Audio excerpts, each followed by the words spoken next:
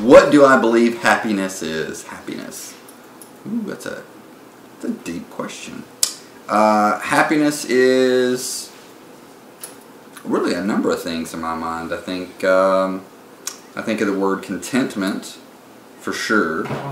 I think joy would be another word that I would use.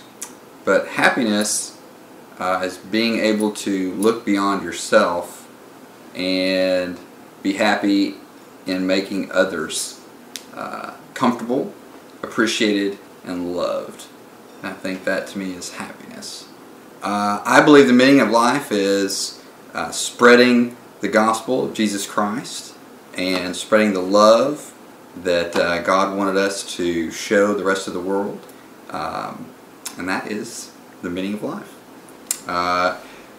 Scripture tells us that not everybody is going to have a wonderful, perfect, what we would call picturesque life. A number of disciples in Scripture in the Bible were in prison most of their life, abused and beaten, and yet they still found happiness and joy because they knew they had purpose and meaning in their life. So if somebody's going through a bad time, I'm not one of those that's going to say tomorrow will be a better day. It may not be, but you may be able to find happiness even in your difficult circumstances. That can be done.